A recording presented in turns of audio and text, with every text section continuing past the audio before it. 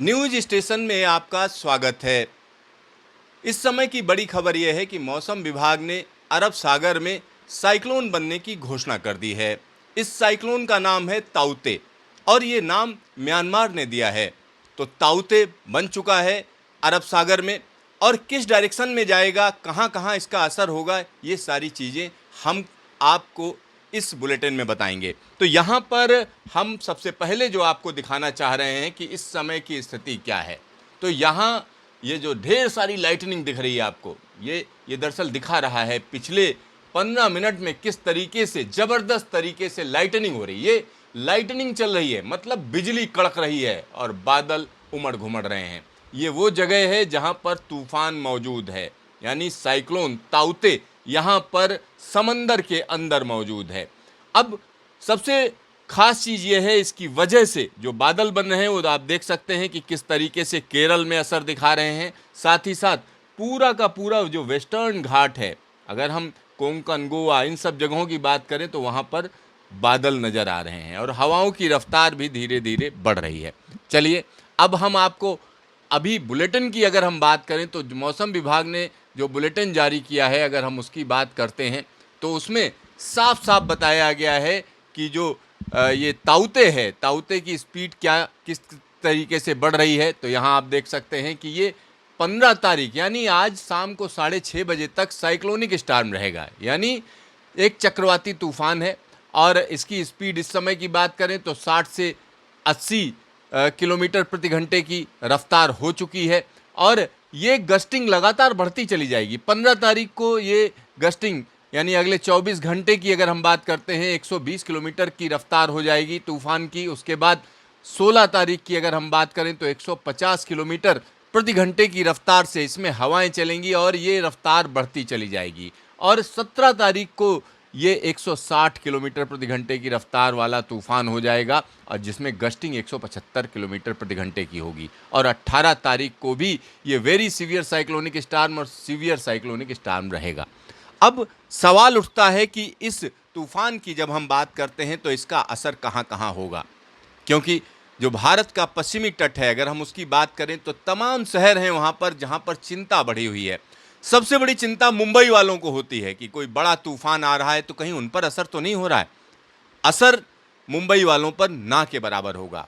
हाँ, वहाँ पर तेज हवाएं चलेंगी, समंदर जो है ज़बरदस्त तरीके से ऊंची ऊंची लहरें होंगी, लेकिन तूफान का असर मुंबई पर हम कह सकते हैं कि बहुत ज़्यादा नहीं होगा। ये एक बड़ी चीज़ हम आपको बता रहे हैं। दूसरी बड़ी चीज़ कि अगर हम केरल की बात करें तो केरल में कई जगहों पर पिछले 24 घंटे से बारिश का सिलसिला शुरू हुआ है। कई जगहों पर भारी बारिश भी रिकॉर्ड की जा रही है, तो ये सिलसिला अभी जारी रहेगा। साथ ही साथ कर्नाटक में भी भारी बारिश की चेतावनी मौसम विभाग ने जारी कर दी है। गोवा की बात करें तो गोवा में भी ये स्थिति है। चलिए हम आपको मौसम विभाग के बुलेटिन में ही बताते हैं कि क्या क्या चीज़ें हैं। अब आप देखिए कि अगर इसकी इमेजरी देखें, ये कलर जो आपको अलग अलग दिख रहे हैं ये टेम्परेचर बता रहे हैं। ये अरब सागर में जो तूफान है उसका टेम्परेचर क्या है, तो ये इसका क्लाउड टॉप अगर हम देखें तो -70 डिग्री सेल्सियस तक जा रहा है। यानी इतनी -70 का मतलब हुआ कि बादलों की ऊंचाई अच्छी खासी है और ये ऊंचाई लगातार बढ़ेगी। जैसे जैसे ये हम कह सकते हैं गुजरात की तरफ बढ़ेगा वैसे वैसे ये तूफान और ख़तरनाक होता चला जाएगा।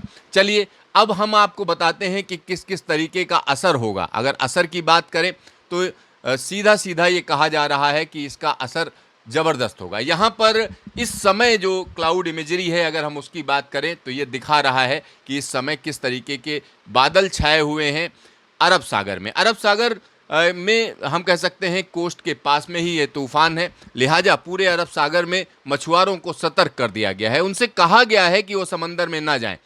अब हम आपको दिखाते हैं इसका जो रास्ता होगा तूफ़ान का क्या है। इस समय इसकी मौजूदगी यहाँ पर है, ये यहाँ पर हम आपको बता रहे हैं और इसमें 72 किलोमीटर प्रति घंटे की रफ्तार से हवाएं चल रही हैं और ये ताउते ज़बरदस्त तरीके का तूफान बनता चला जा रहा है। और उसका रास्ता क्या होगा, ये देखिए, ये रास्ता होगा और ये कहाँ जा रहा है, ये गुजरात जा रहा है। अब गुजरात की हम बात करते हैं, आपको इमेजरी के जरिए दिखाते हैं कि किस किस तरीके से कौन कौन से इलाके प्रभावित होंगे।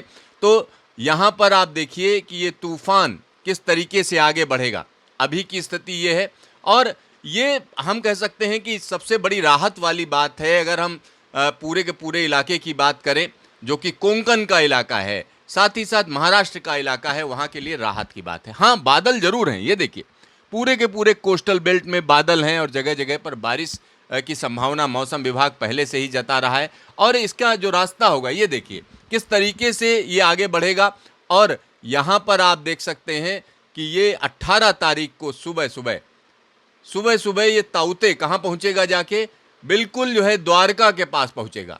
ये द्वारका के पास से होकर गुजरेगा और भुज के ऊपर से होता हुआ ये तूफान हम कह सकते हैं कि पाकिस्तान में भी दाखिल होगा, यानी कच्छ और सौराष्ट्र को क्रॉस करते हुए ये पाकिस्तान में भी दाखिल होगा। लेकिन कराची वाले लोगों को डरने की ज़रूरत नहीं है।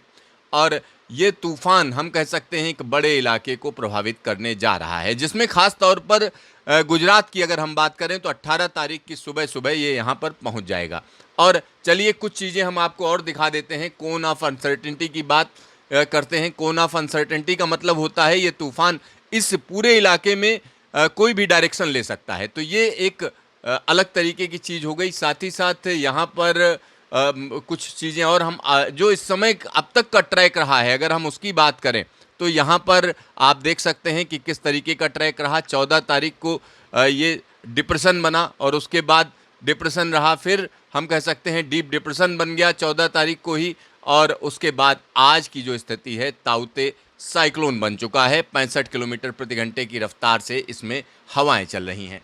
तो यहाँ पर हम आपको बताना चाहेंगे ये तूफ़ान वाकई हम कह सकते हैं इसको सीरियसली लिया जाना चाहिए। क्यों लिया जाना चाहिए? क्योंकि तूफ़ान जब बनते हैं समंदर में, जब तक वो समंदर में रहते हैं तब तक उनकी ताकत बढ़ती रहती है।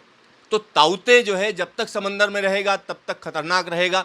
जैसे जैसे ये ऊपर बढ़ेगा, यानी गुजरात की तरफ बढ़ेगा, तो होता क्या है, जो समंदर का पानी है वो ठंडा होना शुरू हो जाता है। यानी अगर हम देखें विषुवत रेखा के पास का समंदर और यहाँ पर जो समंदर है उसमें तापमान में फ़र्क होता है, जिसकी वजह से जो साइक्लोन की ताकत है वो कम होती है।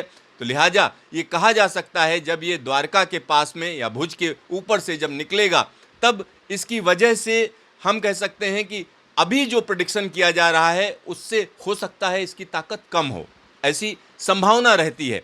तो अभी पूरे के पूरे प्रशासनिक अमले को अलर्ट कर दिया गया है और गुजरात में 18 तारीख की सुबह वेरावल और के पास में ये कहा जा रहा है कि ये लैंडफॉल करेगा। तो देखते रहिए न्यूज़ स्टेशन, फिर मिलेंगे दोबारा।